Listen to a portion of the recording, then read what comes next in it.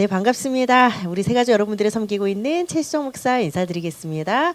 반갑습니다. 잘 오셨습니다. 네, 이제 황금 연휴죠. 네, 5월 1일 노동절부터 시작해서 또 어린이날까지 쭉 이어지다 보니까 오늘 또 여러분들 한 분 한 분 오셨는데 더 소중하게 느껴지는 것 같아요. 예, 여러분 오늘 또 귀한 걸음 해주셔서 감사합니다. 네, 오늘은 이제 5월 첫 주이기 때문에 저희 이제 1주차 나갈 거예요. 여러분들 가장 귀한 선물 다 교환 받으셨죠? 네, 여러분들이 내용을 다 기억 못 하시더라도 항상 제가 말씀을 드립니다. 제목 기억해 주세요라고 이야기하고 있습니다. 오늘 말씀의 제목은 가장 귀한 선물. 오늘 가장 귀한 선물 말씀 나눌 거고요. 우리 성경 구절은 에베소서 2장 8절입니다. 앱으로 약자로 기록을 하고요. 2장 8절 우리 나눠드린 교환의 성경 구절이 있습니다. 우리 같이 한 목소리로 읽는 거를 합독이라고 하거든요. 같이 한 목소리로 읽겠습니다. 시작. 너희는 그 은혜에 의하여 믿음으로 말미암아 구원을 받았으니 이것은 너희에게서 난 것이 아니요 하나님의 선물이라. 아멘. 자, 오늘 가장 귀한 선물에 대해서 좀 이야기를 나눠볼까 하는데요. 여러분 오늘 이제 5월 3일이에요. 여러분 5월은요 우리가 가정의 달이라고 이야기를 하고 있습니다. 5월은 가정의 달이다 보니까 굉장히 여러 가지 기념일들이 많이 있어요. 이번 화요일은 벌써 어린이날 5월 5일이 있고 또 우리가 어버이날도 있고요. 또 스승의 날 15일도 있고요. 또 부부의 날은 며칠이죠, 여러분? 21일. 되게 기억하기 좋아요. 예. 둘이 만나서 하나가 된다라고 해서 이제 5월 21일 또 부부의 날이 있기도 해요. 예, 여러 가지 다양한 기념일들이 있다는 거는 그만큼 요 선물을 굉장히 주기도 하고 받기도 하는 날이 이 5월이 아닌가 싶습니다. 자, 그런데 우리가 사실 가정이라고 할 때는 조금 전통적인 의미랑 되게 많이 바뀌는 것 같아요.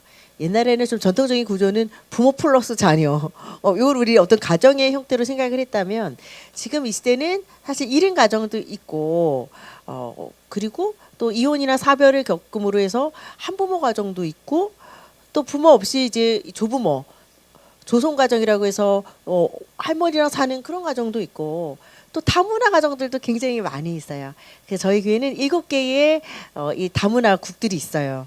뭐 영어 예배부 일본, 몽골, 중국, 뭐 인도네시아 저쪽 남미 쪽에서 이렇게 쭉쭉쭉쭉 있거든요. 굉장히 이제 뭐 유학으로 온 친구들도 있지만 또 일을 하러 온 친구들, 또 다민족 중에는 실제로 가정을 이루어서 그렇게 해서 이주한 그런 가족들도 있고요. 또 여러 가지 다양한 또 딩크족이라고 해서 우리 부부가 중요해. 우리 자녀 낳고 살지 않을 거야. 이렇게 해서 이제 자녀 없이 또 살아가는 가정들도 있어요. 그래서 사실은 어느 가정이 이제는 정답이다라고 말할 수 없을 만큼 다양한 가정의 형태를 갖고 있습니다. 자, 근데 여러분들이 오늘 5월 가정의 달을 맞이해서요. 이 가정이라는 거는 그럼 누가 최초로 만들었을까? 하나님이 만드신 첫 번째 공동체가 바로 이 가정이에요. 예, 하나님이 만드셨다라고 우리가 이야기를 하고 있습니다. 그래서 성경에도 보면 아담과 하와의 가정이 나와요. 성경을 펼치게 되어지면 아담은 남편이고 하와는 아내예요. 그래서 하나님이 에덴 동산이라는 아름다운 동산에 아담과 하와를 통해서 하나님의 첫 가정을 만드시거든요. 그래서 하나님이 만드셨다는 건 보면 하나님이 가정의 주인이 되시고 또 하나님의 뜻을 이루어나가는 현장을 우리는 가정이라고 이야기를 하고 있습니다. 근데 여러분 저는 아이들 사역을 조금 오랫동안 했었는데 그리고 제가 이 신학을 하면서 사실 저는 이제 미대를 나왔거든요. 그러다 보니까 이제 이런 그래픽 회사에도 있었고 이런 직장 생활을 하면서 나중에는 좀 아이들 이런 그림책을 만드는 일도 했었고 또 성경 공부 아이들 할 수 있는 교재도 만들고 그러면서 또 상담 공부도 하고 이러면서 좀 여러 사례들을 보게 됐는데 가정이 무너졌다라는 표현이 조금 좀 어렵게 들릴 수 있으실 거예요. 그런데 굉장히 좀 아픈 가정들이 많아.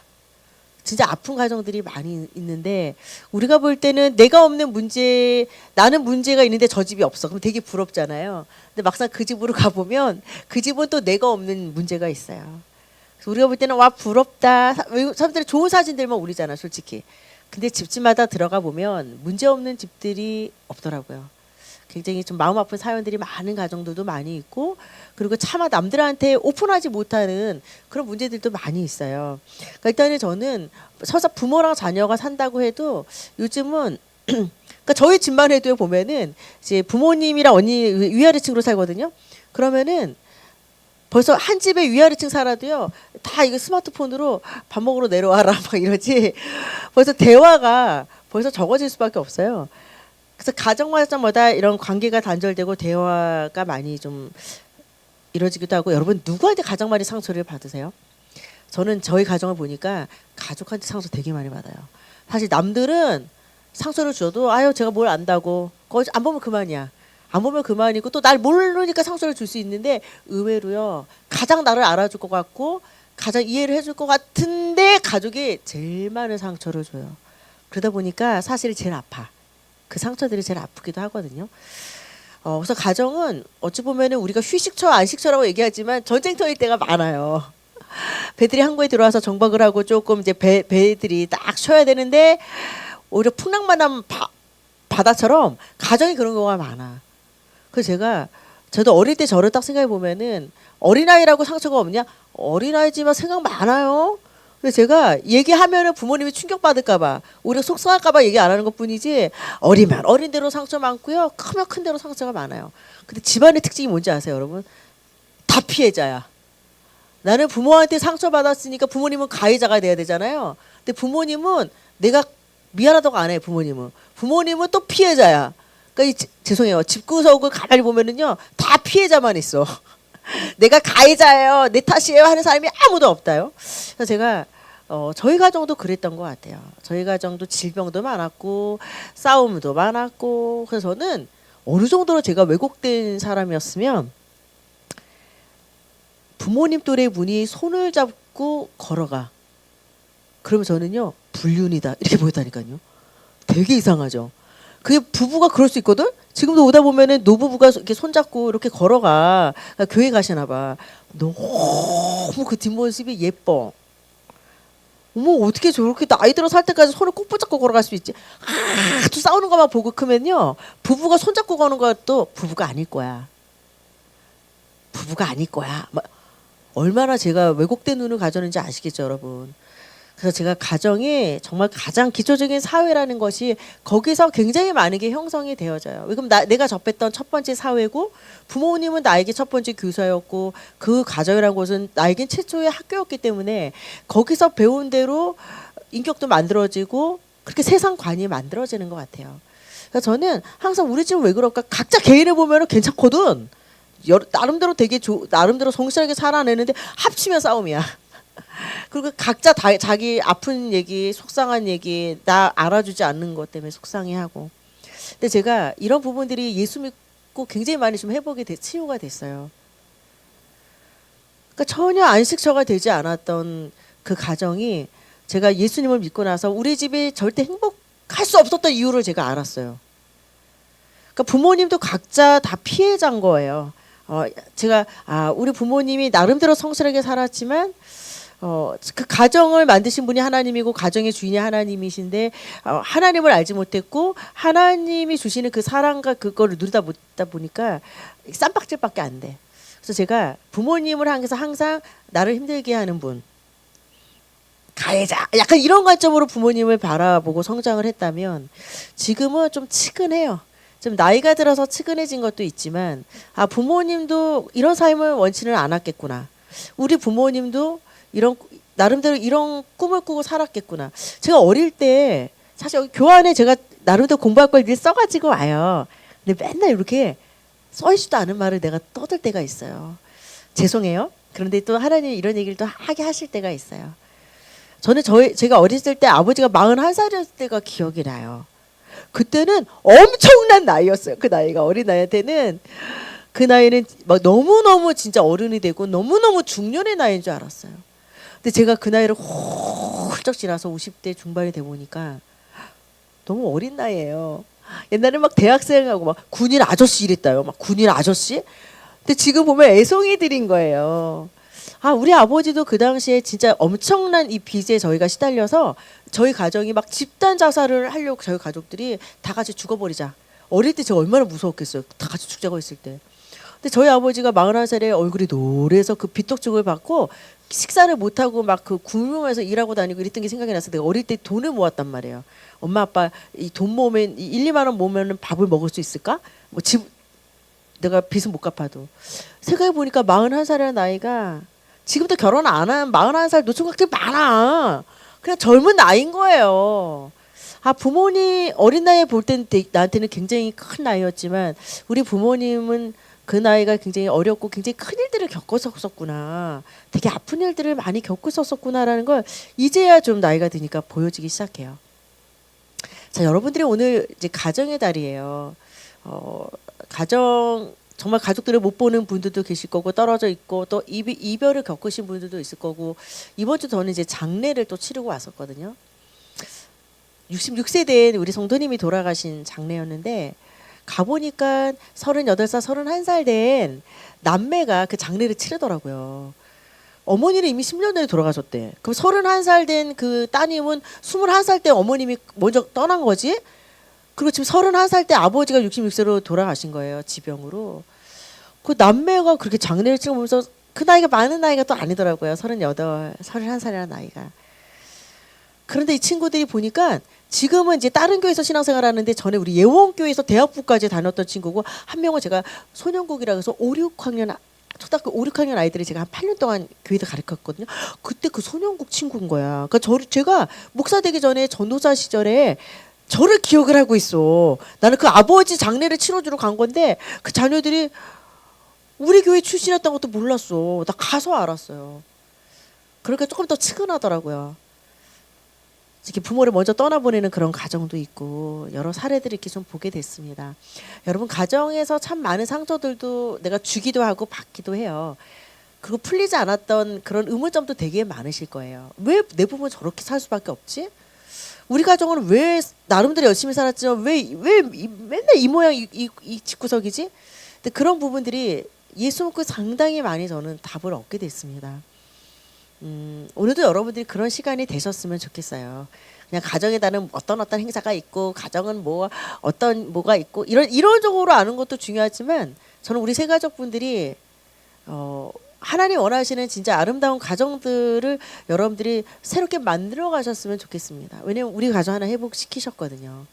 그래서 그런 응답을 좀 같이 누렸으면 좋겠고요. 제가 이제 다음 세대 아이들 교육을 실제로 교육학도 공부하고 이제 주일학교에서 아이들을 가르쳐 보니까 다음 세대들이 너무 불쌍해. 우리가 생물학적으로 먼저 살다 떠날 거잖아요. 앞으로 여기 이 시대를 이 지구를 살아가야 되는 친구들이 너무 고달파. 그래서 제가 어떤 때는요, 막 아이들을 쑥쑥 막 4-5명 낳고 싶은데 한 명밖에 낳고 그다음 못 낳는 사람들이 막 기도 요청을 해요. 그럼 이제 기도해줘야 되잖아. 아이 좀 많이 낳게 해달라고. 근데 한편 마음으로는 아이를 많이 낳는 게 너무 요즘 시대를 살아가는 아이들한테는 잔인하겠다. 우리가 헬조선이라고 얘기를 할 만큼 시대가 너무 병들고 너무 무섭고 너무 치열하다 보니까 너무 불확실성의 시대를 살아보니까 아이들 많이 낳으세요라는 말을 하기가 어떨 때 좀 미안할 때도 있어요. 아이들한테는 너무 곤혹스러운 시대를 사는구나. 그래서 여러분 잘 오셨어요. 이제는 예수 믿는 이 뒷배경이 없으면 우리가 살아가는 시대가 너무 힘든 시대를 살아가고 있습니다. 그래서 여러분께서 정말 예수 믿는 가정이 어떤 축복을 누리는지 제가 또 이번에 신방을 갔는데요. 나 또 이런 가정도 있대요, 여러분. 어머님이 103세까지 사시고 이번 장례를 치르셨어. 저는 8개월 아가 장례도 해보고 5, 6학년 백혈병 급성 백혈병 걸려서 초등학생 장례도 해봤거든요. 애기들은 이거를 관을 안 만들어.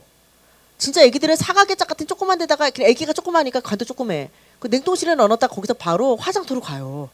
빈소 자체를 차려놓질 않아. 근데 여기 어머님은 103세세요. 더 놀라운 게 뭐냐면 103세신데 이빨이 틀니가 하나도 없어. 자기 이빨이야. 그 머리숱이 나보다 더 많어. 여러분 50대 넘어가 우리는 나 뭐부터 보는지 아세요? 나 머리숱부터 봐. 그리고 이렇게 딱 지하철에 이렇게 청년들 젊은 사람들 앉아 있으면은 여기 좀 젊은 친구들 탈모도 많아. 그래서 가르마 타면은 여기서 이제 탈모인가 아닌가가 다 알 수 있거든요. 여기가 좀 하얗게 길이 보이는 친구들이 많아. 그래서 여러분 탈모도 질병이거든요.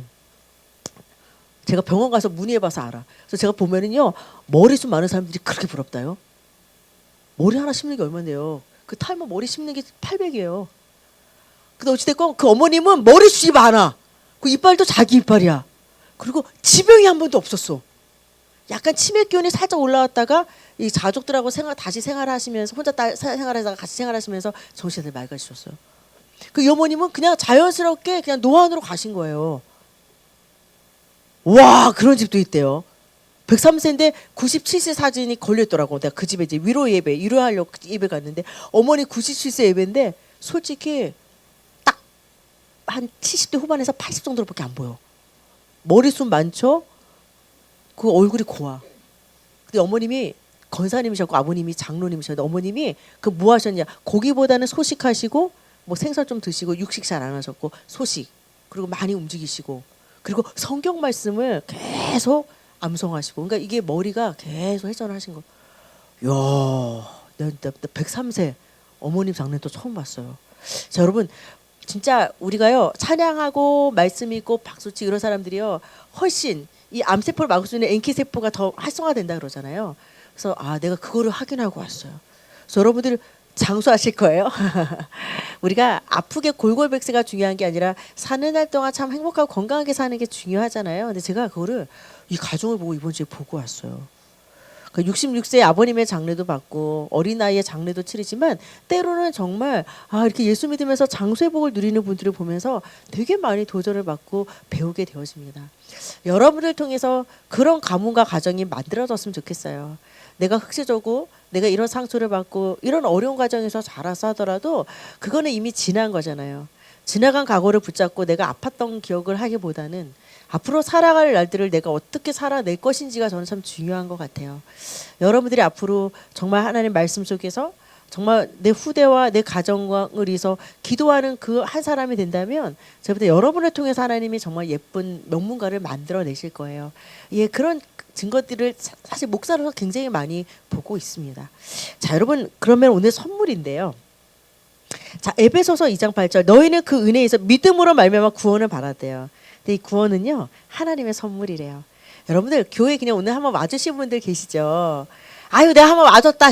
사주교육 4번이니까 눈 딱 감고 내가 와줬다. 근데 여러분 구원은요 내가 와줬다고 해서 그냥 내가 받고 싶다고 해서 받는 것도 아니에요. 내가 거부한다고 해서 못 받는 것도 아니고 원한다고 받는 것도 아니에요. 구원은 하나님의 선물이에요. 여러분 선물은 아무한테나 뿌리는 거는 선물 개념이 아니잖아요. 그거는 무슨 사은품 정도지. 선물은 내가 주고 싶은 사람이 정해져 있어요. 그리고 나만 특별하게 그 선물을 받는 거예요. 구원은요 신기하죠? 내가 예수를 믿고 천국이 보장돼 있고 이때서 하나님의 보호를 받고 하나의 자녀로 살아가는 거 그거 여러분의 의지가 아니에요. 내가 여기는 와줄 수 있어요. 예원교회는. 그런데 하나님의 선택을 받는 건 여러분의 인격이나 선택이 아니에요. 하나님이 여러분을 선택해 주시는 거예요. 그런데 내가 뭘 잘해서 뽑히는 게 아니라 하나의 무조건적인 선택 속에 우리가 이 자리에 와 있습니다, 여러분. 여러분은 참 복 있는 분들이 맞습니다. 자, 여러분 선물을 하려면 오래 간직하는 것으로 하라. 여기도 글이 있습니다.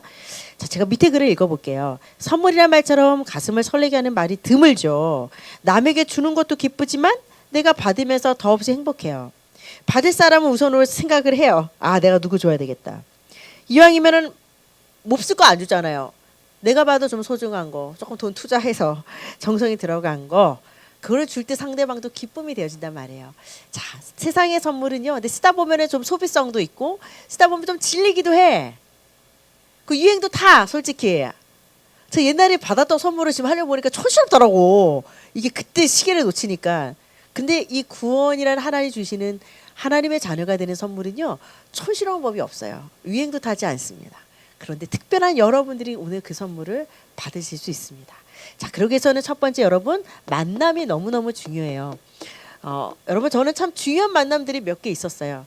첫 번째는 물론 이제 저희 엄마 아빠를 만난 것도 되게 그 내가 선택할 수 없는데 그 가문에 태어나 보니까 첼시가 된 거예요. 그 예수님을 만났던 것도 저에게는 참 감사한 거죠. 저는 이제 믿음이 좋아서 목사가 된 게 아니라 날라리 신자였으니까 진짜 주일날 교회를 와주는 수준이고, 그리고 말씀 이런 거 별로 관심도 없고 그냥 교회라는 건물만 열심히 몇 번 왔다 갔다 하다가 이제 좀 한계도 와서 슬럼프도 오고. 그런데 저한테는요, 지금도 이제 제가 늘 자주 얘기하지만 영적 멘토, 저를 이렇게 목사가 될 수 있도록 끌어주셨던 전도사님이 계셨어요. 그 전도사님이 저를 좀 사람 되게 만들어줬어. 그래서 제가 요즘은 어떤 고민을 좀 하면, 우리 새 가족분들을 내가 어떻게 교육을 할까? 난 그게 되게 고민이 돼요, 요즘은. 제가 요즘 이제 좀 따로 신학 공부를 더 하는 게 있어요. 공부를 하면 할수록 저한테 드는 게, 하나님은 누구시며 구원은 무엇이고 기도는 이렇게 하세요. 이게 과연 맞은 교육일까? 지금도 저는 그걸 가르치러 오늘 와 있지만, 이런 교리와 어떤 이론적인 거를 물론 가르쳐야죠. 모르니까 가르치는 게 맞지만, 어떻게 하면 새 가족분들이 더 와닿을 수 있는 교육을 내가 할 수 있을까? 저를 30년 동안 목사대도 키워주신 분들은, 그 전도사님은 성경이란, 기도란, 구원이란 뭐 이렇게 딱딱하게 나를 가르쳐 주지는 않았거든요. 그분은 삶에서 저를 가르쳐 줬어요. 수정아, 너무 힘들구나. 그때 저를 다독여주고 저를 안아주시고 그때 위로의 말을 해주시고, 그러면서 제가 조금 이제 신앙적으로 알고 싶어 할 때 그때 조금씩 나를 알려주긴 했어. 근데 저는 삶에서 많이 배웠단 말이에요. 또 여러분들을 뭐 저희 집으로 와서 뭐 같이 뭐 이렇게 가르칠 수는 없는 거지만, 어떻게 하면 좀 더 여러분들의 삶과 연결될 수 있는 교육을 할 수 있을까, 그런 고민을 저는 좀 많이 하게 되는 것 같아요. 그래서 여러분, 만남이 참 중요해요. 옛날만 우리가 뭐 친구 따라 강남 가다는 말처럼 어떤 친구, 또 어떤 스승을, 또 어떤 상사를 만날 따라서 우리의 미래의 비전들이 되게 달라지고 영향을 받는 것처럼, 저는 여러분들이 일단 예수님과의 만남 너무 소중하고요.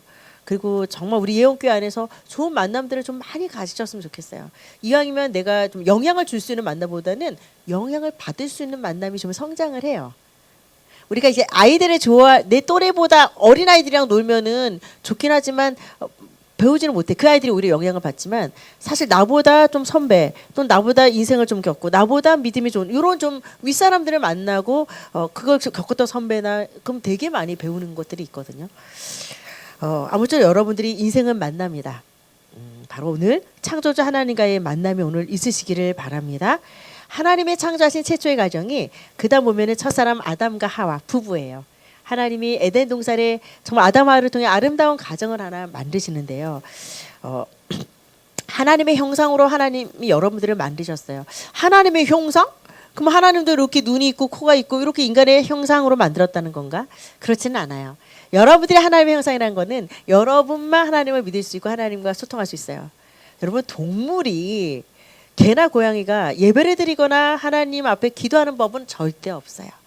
육신의 호흡이 있지, 동물은 절대 영적인 존재라든지 영혼을 갖고 있지는 않아요. 하나님께서는 사람을 특별한 걸작품으로 만드셨어요. 아주 가치 있는 존재로 만들어서 하나님을 찬양하고 하나님과 소통할 수 있는 존재로. 그래서 하나님이 우리 가정이 정말 에덴의 축복처럼 하나님이 주인 되주시는, 정말 서로 사랑하는 아름다운 에덴의 축복을 만들 수 있도록 우리 가정을 만드셨습니다. 자, 그런데 하나님께서 왜 선악과를 만드셨을까? 여러분, 선악과, 이것도 전 너무너무 중요하게 생각해요. 제가 2년 전에 여기 이 자리에 왔던 새 가족분 가정에 신방 갔을 때, 그 아들이 하나님의 교회 이단에 빠져서 거기 목사가 된다는 거예요. 그 새 가족분이 저한테 기도 요청을 했어. 우리 아들이 이단에 가서 목사 되면 안 되잖아. 근데 왜 목사 된 줄 아세요? 나는 내가 어느 정도 이렇게 복음을 전하고 예수 믿어야 돼, 이단 가면 안 돼, 이러면 그 아들을 내가 빼낼 수 있을 거라 생각했어. 나 아니에요. 그 아들은요, 거기가 이단이라도 거기 목사가 될 수밖에 없어. 왜 그런지 아세요? 이거 있잖아요. 이거를 교회 다닐 때 물어본 거예요. 목사님, 왜 하나님은 선악과를 만들었을까요? 그 왜 따먹게 놔두셨을까요? 아니, 처음부터 만들지 말던지, 따먹을 때 먹지 마! 라고 외치던지. 이거를 물어본 거예요. 그 목사님이 질문 자체는 나쁘다고 생각을 한 거야. 이놈의 자식이 그냥 선악과 따먹지 말라고 했으면 따먹지 말았나 보다. 믿으면 되지. 질문한다는 거를 얘가 믿음이 나쁘다 생각한 거야.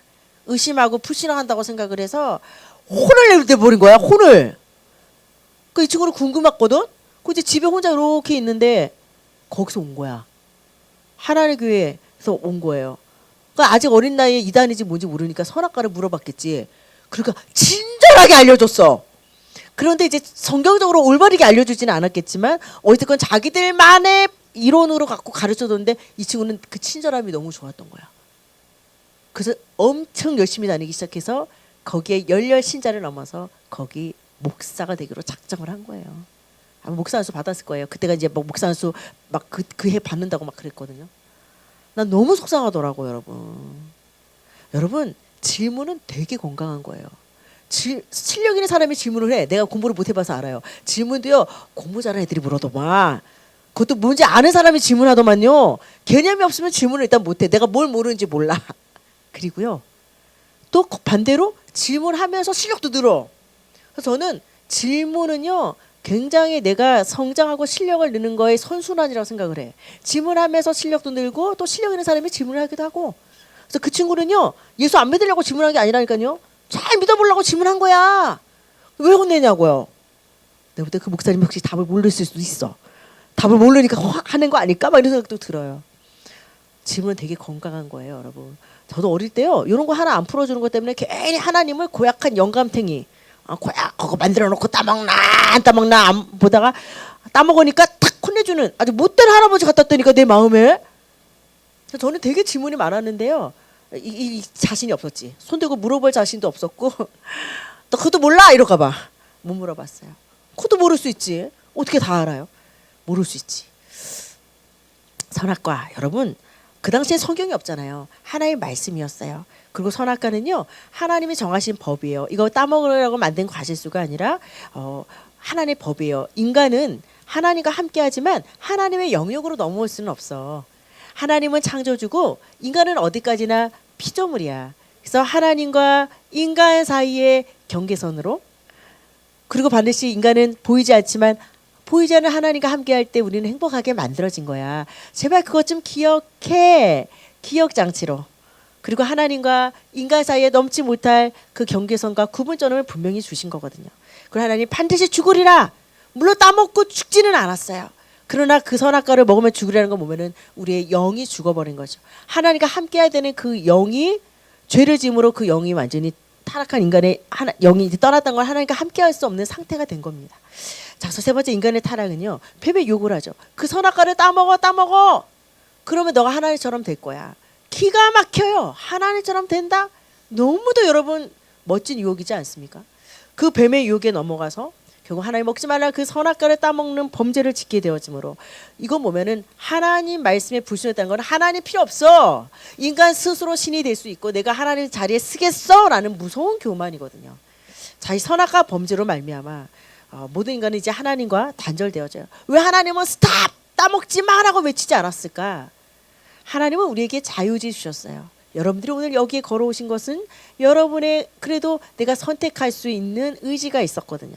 하나님은 우리를 로봇처럼 세팅해 놓으신 것이 아니라 우리의 지정의를 통해, 그 내가 분명히 말씀으로 알려줬잖아요. 그래서 우리에게 자율성을 주시고 우리가 우리의 자유의지를 이용해서 내가 하나님의 말씀에 순종하기를 원하는 것, 그게 참된 신정이잖아요. 자유의지를 잘못 사용해 버린 겁니다. 네 번째로 그 범죄의 결과로 이제 하나님과의 관계가 깨져버렸어요. 더 이상 하나님과 함께 할 수 없는 상태가 돼버렸습니다. 에덴도스의 추방을 당하고요, 자신과의 관계도 깨져버려요. 두려워서 숨어버려. 두려워서 하나님을 피해요. 하나님이 아담아 어디 있니? 라고 했을 때 아담이요, 하나님 제가 뱀에게 속아서 제가 깜빡하고 따먹었어요. 죄송해 해도 되잖아. 하나님은 회개의 기회를 주거든요. 근데 회개 안 해. 아담은 오히려 어떻게 하죠? 하나님이 만드신 저 여자 하와, 왜 하와가 먼저 사단의 유혹, 뱀의 유혹을 받고 아담도 따먹게 됐기 때문에 하와는 또 뱀의 탓을 하고, 아담은 하와 탓하고 하와는 뱀 탓하고. 그럼 아담 하와 뱀을 누가 만들었어요? 하나님. 그러니까 하나님이 결국 다 만들어서 이렇게 된 거다 이거지. 결국은 하나님이 불렀을 때 하나님 앞에 잘못했어요 라고 하면 끝나버리는데, 사람이 계속 책임을 전가 해야 할 기회를 놓쳐버린 거죠. 자, 그래서 여러분들이 생각하실 때 내 마음에 행복이 없어요. 내 안에 평안이 없어요. 여러분들은 어떤 마음이 드십니까? 자, 인간들은 나름대로 종교나 선행이나 열심이나 돈이나 명예나 지식으로 나름대로 인생의 행복을 추구하고 있습니다. 이게 나쁘지는 않아요. 예, 열심히 살아야죠. 좋은 일 많이 해야죠. 그래 여러분, 하나님이 이것을 해결할 수 있는 방법을 우리에게 허락해 주셨습니다. 자, 인간의 방법으로 되지 않기 때문에 하나님이 정하신 방법이 있어요. 여러분 6번 보시겠어요? 자, 6번 하나님의 선물입니다. 자, 여러분 교회 오시면 가장 먼저 단어가 뭐죠? 구원이라는 단어를 가장 많이 들으실 거예요. 구원은 건짐을 받다는 뜻이에요. 내가 어디에 빠져 있는 상태입니다. 내가 하나님과 단절되고 죄의 상태에 빠져 있을 때 거기서부터 하나님부터 건짐을 받는다. 그래서 우리는 구원이라고 이야기를 하고 있습니다. 그럼 어떻게 구원을 얻을 수 있을까? 하나님은요, 하나님 말씀에 불순종해서 하나님으로부터 추방당한 인간, 하나님은 정죄하지 않습니다. 하나님 오히려 인간 스스로 이 죄 문제 너가 해결할 수 없잖아. 그래서 이것을 해결할 수 있는 길을 우리에게 열어주신 거예요. 그래서 그것이 바로 그 길의 이름이 바로 예수라는 길입니다. 여러분, 저는 수정, 물가수의 고들정자, 이름의 뜻이 있어요. 자, 예수라는 이름도 구원자라는 멋진 뜻을 갖고 있습니다. 그 예수님이 하신 직분을 우리는 그리스도라고 얘기합니다. 최수정 목사, 최수정이라는 목사, 최수정의 사람이 목사라는 일을 해내듯이 예수 그리스도 할 때 예수라는 구원자라는 이름을 가지신 분이 그리스도라는 일을 통해서 우리 구원을 완성하셨어요. 자, 그래서 이 그리스도라는 직분은 도대체 뭐 하는 직분이야? 이것은요, 우리 구원에 필요한 두 가지 일을 하신 거예요. 그것이 바로 십자가에 하나님이 직접 내가 피 흘려 죽어야 되겠다. 그리고 내가 사망의 권세를 깨뜨리시고 부활해야 되겠다. 이 십자가의 대속과 부활의 일을 하신 직분을 우리는 그리스도 직분이라고 이야기를 하고 있습니다. 자, 중요한 것은요, 신을 죽을 수 없기 때문에 신이 직접 인간의 몸을 입고 이 땅에 오기로 계획을 세웁니다. 그분은 우리는 예수라고 얘기해요. 그러니까 영이신 하나님, 그러나 인간의 몸을 입고 오신 하나님, 같은 하나님인데 영의 상체냐 육을 입고 오셨냐에 따라서 우리는 바로 예수라고 이야기를 하고 있습니다. 왜 육을 입고 오셨냐? 십자가에 피 흘려 우리의 모든 죄를 씻어버리려 하려면 반드시 사람의 몸을 입어야 되거든요. 그러면은 그냥 꼭 피 흘려 죽어야 돼요? 네, 하나님이 정하신 방법이세요. 하나님은 피 흘림이 없으면 제사함이 없어. 그리고 반드시 죄의 삭은 사망이야. 죄 없는 자가 반드시 사망해야 돼. 대신 피 흘려 죽어서 그 죄를 닦아내야 돼. 그것이 하나님이 정하신 방법이었습니다. 그래서 반드시 사람의 몸을 입고 오셔서 십자가에 피 흘려 죽으시고, 그리고 그 죽음으로 끝난 것이 아니라 한 성인군자의 안타까운 죽음으로만 마감하는 것이 아니라 그 예수가 부활하심으로 우리에게 영원한 생명을 주신 것. 그래서 십자가는 죽음, 부활은 생명. 죄에 대해서는 죽고 새로운 생명을 얻을 수 있도록 부활하신 겁니다. 그래서 우리는 예수님이 그리스도라는 직분을 감당하셨다라고 이야기를 하고 있습니다. 그래서 여러분 중간에 보시면 선지자적 직무, 제사장적 직무, 왕적 직무, 선지자적 직무로 우리에게 하나님 만나는 길이요 진리요 생명이 되셔서 진리를 회복시켜 주시고, 우리의 모든 죄를 십자가의 대속의 피로, 가장 좋은 지옥이에요. 우리의 죄를 지워버리셨고, 왕적 직무로 오셔서 우리를 다스리시고 보호하시고 지켜주시는 그야말로 질서를 회복시켜 주신 겁니다. 자, 그래서 여러분들이 뒷장 보시겠어요? 오늘 예수님이 여러분에게 초청장을 보내고 있습니다. 제가 늘 말씀드려요. 최수정 목사와 예원교회를 위해서 예수를 믿을 필요가 없다. 구원이란 것은 누구를 위해서 믿어주는 차원이 아닌 거죠.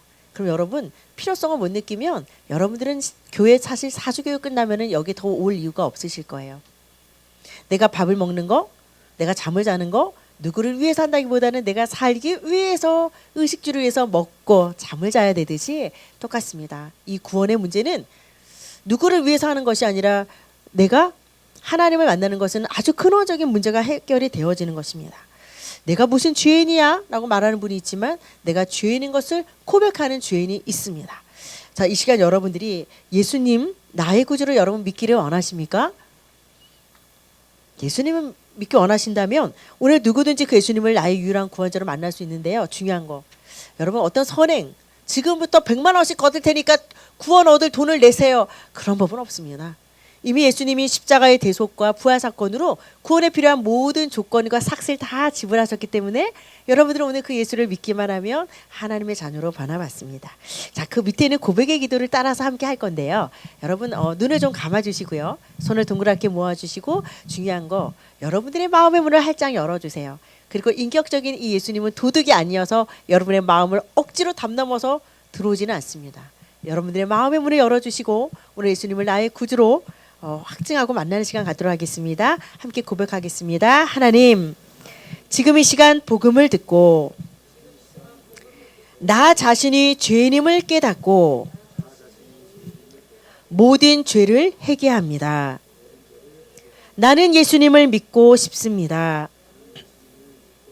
나의 모든 죄를 위해 십자가에 피 흘려 죽으시고 3일 만에 부활하신 예수 그리스도를 유일한 구원자로 믿고 고백합니다. 천국 가는 그날까지 나를 보호하시고 인도하여 주옵소서. 하나님의 자녀로 택하여 주심을 감사드리며 예수 그리스도의 이름으로 기도드립니다. 아멘. 아름답게 여러분 잘 고백하셨고요. 여러분들 하나님 자녀 되셨습니다. 전혀 하나님 자녀 되는데 문제 없습니다. 예수 믿으면 무조건 하나님의 자녀가 됐고 여러분들 구원이라는 오늘 가장 귀한 선물을 오늘 받으셨습니다. 사주팔자 운명 여러분 완전히 벗어나셨고요. 이제는 여러분 마음껏 좀 꿈을 꿔보셨으면 좋겠어요. 그리고 우리 집은 원래 그러지 않습니다. 예수 안에서 새로운 시작과 도전을 할 수 있어요. 예. 정말 새로운 시작과 도전할 수 있습니다. 자, 마무리 이야기 볼게요. 생명은 무상 선물이죠. 여러분 대부분 종교는요 신들에게 제물을 바쳐요. 그리고 신들 앞에 나갈 때 좀 착한 일도 해야 돼. 자격도 있어. 조건도 갖춰야 돼. 막 고행도 해야 돼. 근데 예수님 시대 이후로는요 제물을 요구하지 않아요. 예수님이 제물 그 자체가 되주셨어요. 이제 거지 고아를 왕자 삼는 경우처럼 우리는 하나님의 은혜로 하나님의 자녀가 됐고요. 여러분들은 생명, 영원한 생명이라는 이 생명을 무상으로 받으셨습니다. 이 땅에 사는 동안 하나의 보호를 받게 되어 있고요. 또 물론 이 땅에서 또 장수의 복도 누리셔야 되지만 영원한 또 세계에 가셔도 영원한 생명을 보장받게 되어 있습니다. 자, 첫 번째 이제 가장 귀한 선물 받았고요. 구원은 하나님의 공짜 선물, 값없이 선물 받으셨고요. 영생보험을 이제 받으신 것과 같아요. 예, 보험 설계사 저 아닙니다. 그러나 여러분들이 영적으로 볼 때는 영생보험을 받은 것 같아서 자, 모든 죄를 사함 받으셨고요. 하나님의 자녀가 되셨고요. 영원한 생명 얻었고요. 중요한 거, 이 땅에 사는 동안 하나님의 보호하심과 인도를 받습니다. 그래서 여러분 여태까지 고민하고 힘드셨던 많은 부분들이 있으면 이제 하나님을 많이 의지하시고 맡기시고 하나님의 또 지혜로 여러분 살아내시기를 바랍니다. 자, 우리 마지막 기도 나누기 함께 읽고 마치도록 하겠습니다. 같이 우리 소리내서 함께 읽겠습니다. 시작. 아버지 하나님, 가장 귀한 구원의 선물 주심을 감사드립니다. 예수님만이 유일한 구원자이심을 믿고 고백함으로 하나님 자녀의 축복을 누리게 하옵소서. 예수 그리스도의 이름으로 기도 올리옵나이다. 아멘. 수고 많으셨습니다.